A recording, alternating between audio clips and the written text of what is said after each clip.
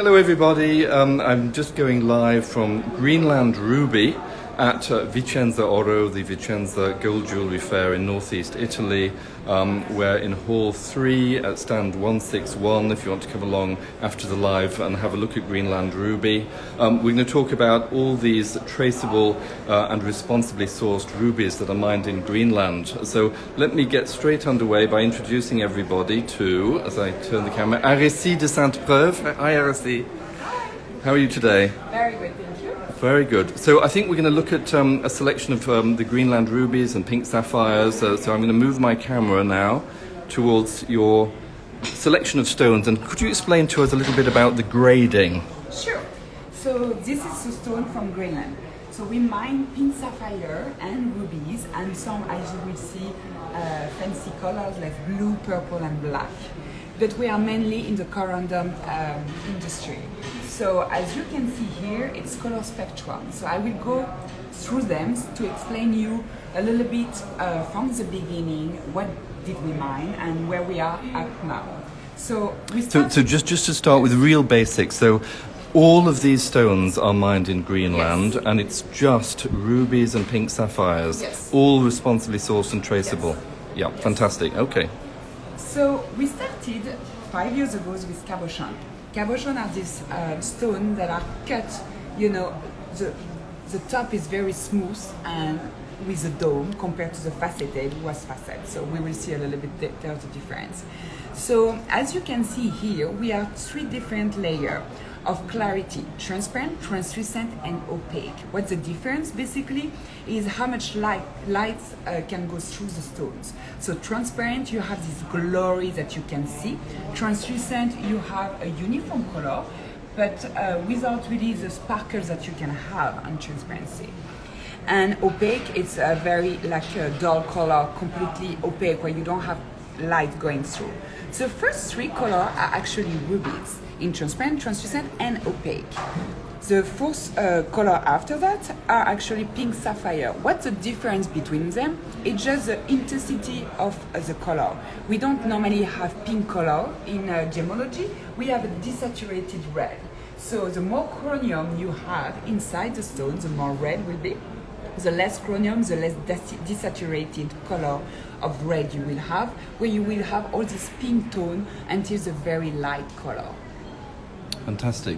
So can you just tell us the difference between a ruby and a pink sapphire? So it's not the crystal structure. The crystal structure is exactly the same, but the chemical inside, which we call trace elements, are different.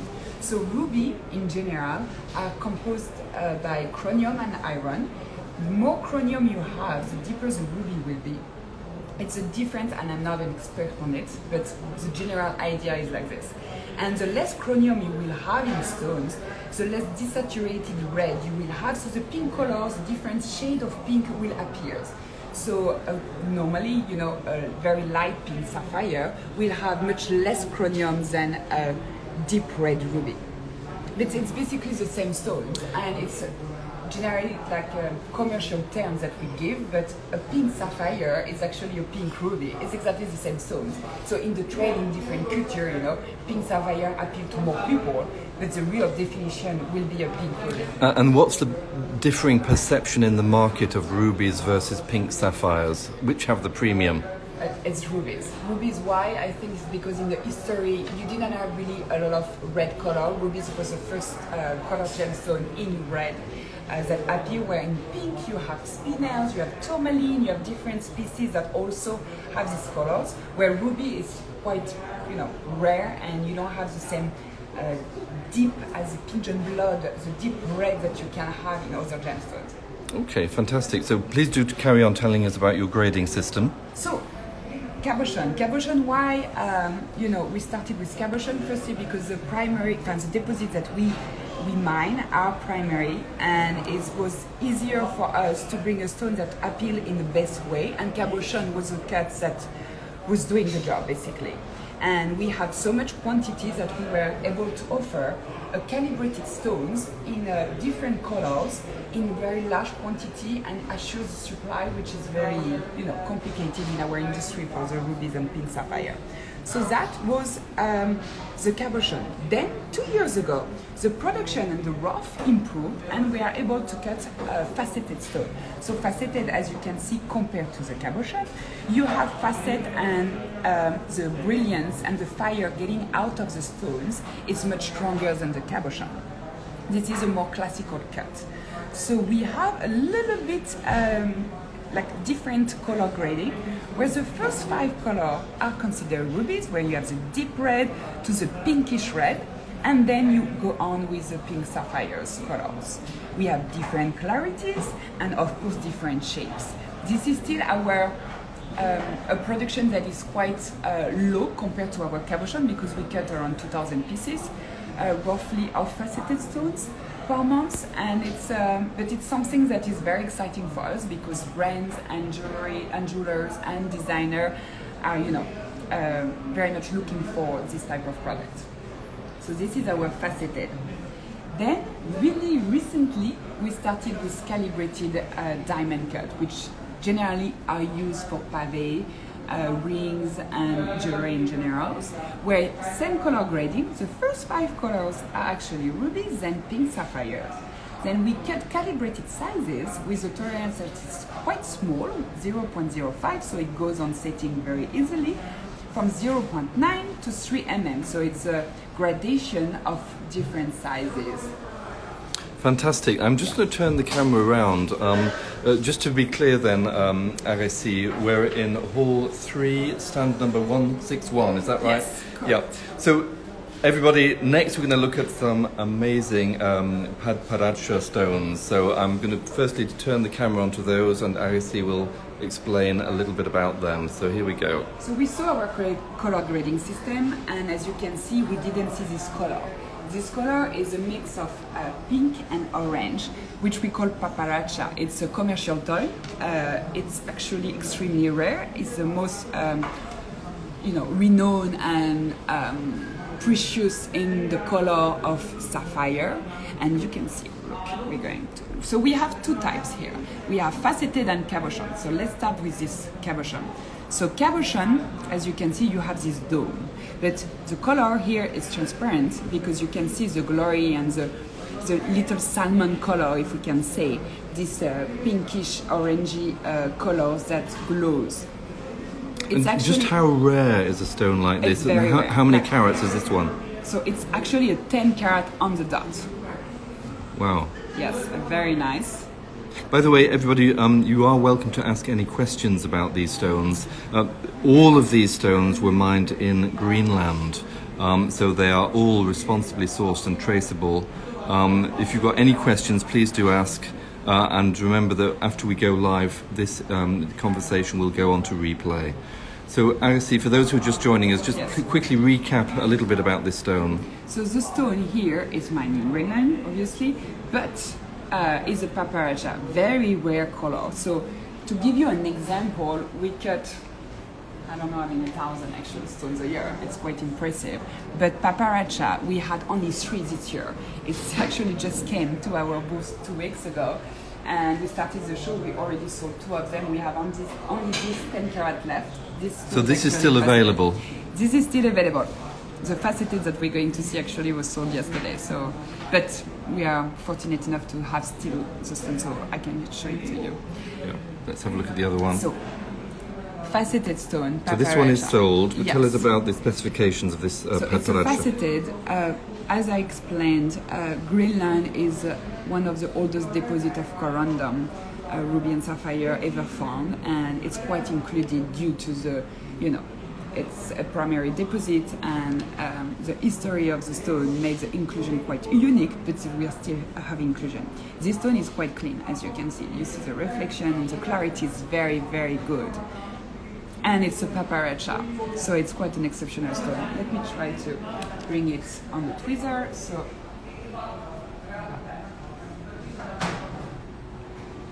yeah, we're getting some reaction from the viewers already, actually. Hemashti says, beautiful. Yeah, it's a lovely stone. An amazing stone, and you can see on the skin because it's even better. Yeah. this would work in what type of piece of jewellery, as an example? A stone like it can this? be in center stones, it can be pavé with diamond around it. I think a color like this, you need to really, in your creation, in your piece of jewelry, put it as a first. So it's something that you want to put in a piece very special. We don't have a lot of stones like that, so it will be as the stones and as a creation that the designer is going to do very unique. Yeah. And the location, because all the stones, as you say, are traceable. Yes. Could you elaborate a little Yes. bit about that? So it's- all of the rubies and the pink sapphires that are mined by Yes. Greenland Ruby are traceable and responsibly sourced. Could you explain a little bit what that means and how you verify that? So, as we mine and do everything internally, from the mine to the customer, what does that mean? Traceability is a big word that everybody uses, but there is no real definition in our industry. So, when we mine, we have what we call a mother parcel. So you have a lot from a block in a region in the mine. This block has a number, a serial number. When the stones are processed along the supply chain, this number remains, and we track all the stones according to this parcel. So at the end of the process, after the cleaning, the cutting, and the sorting, each pieces will have a unique number that you find on our certificate of origin. So this unique number, it's going to be like the DNA of the stone, the birth certificate, if you want.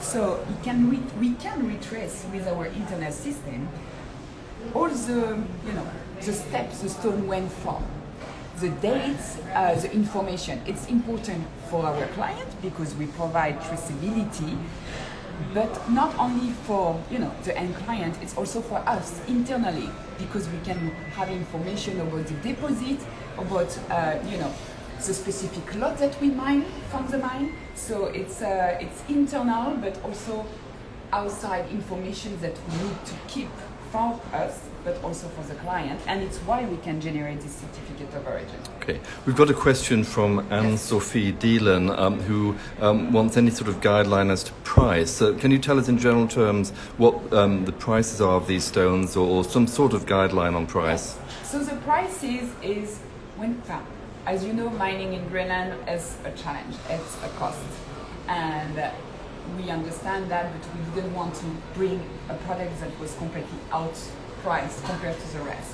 So if we compare to Mozambique and Burmese, for example, in terms of prices, I mean, we are much cheaper, of course, than the Burmese, because Burmese is, as an historical source, and it's much more pricey than our stones and Mozambique stones in general. Compared to Mozambique, so I think Cabochon, we are under the market price because we have a very large quantity, and it's the price with the demand. So we can offer a large quantity, and the rare stones that are the diamond cut and the faceted, I believe we are kind of the same, it's aligned the price in the market. Some stone maybe in the rubies, because they are very rare for us, will be a little bit more, pricey. But in general, I think we are the price of the market. And what can you say about the market currently for rubies and pink sapphires generally? I mean, over the last few months, has the price trend been upwards? I mean, is demand shifting in certain areas? Is there strong US demand, for example, for Greenland mined, responsibly sourced rubies and pink sapphires? Yes. So the price in general of rubies and pink sapphires, especially rubies, are growing since many years.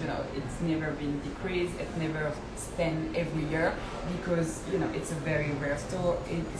It's part of the big stones, this big full stone with sapphire, emerald, diamond, and rubies.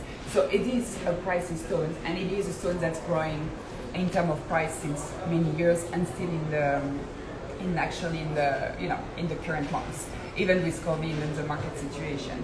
So I think it's still a very trendy stones. It's of course much more, I will say, classic. It's why this type of color like paparacha are new and actually very exciting, because designer, and it's not as classic that a ruby can be in a ring or pink sapphires. But it's still a very big part of the market, I will say. In America, all the colors are different. So, for example, if we take the grading system, The color 1 and 2 will be much stronger in Asia because the dip of the ruby with the sun and the light, it's actually bring out more red in the stone compared to Europe where the stone will be darker. So I will say that in terms of colors, the color 3, 4, 5 appears a lot in Europe, where in America will be more on the pink side, so it will be 4, 5 and 6 in terms of rubies, I would say. So in Europe, anything from 4 to 8 is something that is very strong. In America, I will say anything from 5 to 7 will be strong. So it depends, which type of market. For example, in Spain, we discovered that the pink sapphire was much more popular than rubies. But in UK, for instance, because I think it's much more traditional and it's the red is royalty, it's passion, it's love, it's something that it has a strong history, meaning. It's much more the ruby than the pink sapphire. Okay, very good. Just as we wrap up, can you give us some of your thoughts about how Greenland Ruby are getting involved with digital marketplaces for gemstones and jewellery, such as GemBridge? I know you've got a relationship with GemBridge. Tell us about that. And also Ruby Cloud. Tell us about what is Ruby Cloud. So, as I think during COVID, we all saw that the online business was getting much stronger. Our generation and the industry is moving toward e-commerce. So it's something that is state and in the trade, and we know it. So we started our own B2B, own business-to-business e-commerce Ruby Cloud, where we can allow a client, around the world to purchase gemstones from our inventory directly. And there is other marketplace like GemBridge, who has actually much more experience than us, but who has also provided a service for clients to purchase gemstone online. So through very nice and very precise video and pictures and information, because our industry is all about transparency. So you need to be transparent to your client, and GemBridge is doing exactly that. So giving as much as information as possible for the client to have an insight about the gemstone and allow them to purchase. So with GemBridge, we are at the beginning, but something is coming up very soon, and you have to stay tuned. Very good. We got a question from Himashti, who would like to know what are the largest sizes of rubies being extracted from the mine in Greenland? Okay, so you need to turn the camera after 5 minutes, and 2 seconds, and I'm going to bring the stone so I can answer it with the visual. I'll talk to myself then for the next few minutes. So just to sum up, we are at VicenzaOro, the Vicenza Gold Jewellery Fair in northeast Italy. It's day 3 or 4 now, well into the show, and I'm reporting to you from the stand of Greenland Ruby.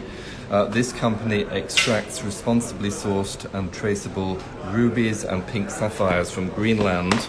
And now I'm going to turn the camera back to Aresi to find out about the larger rubies and pink sapphires that are extracted from the mine in Greenland. Not the biggest, because I just have to grow up very quickly, but in Cabochon, so here we are 15 karat, 16 karat, a ruby, pink sapphire in Cabochon. We have bigger, but on a very nice quality and transparency.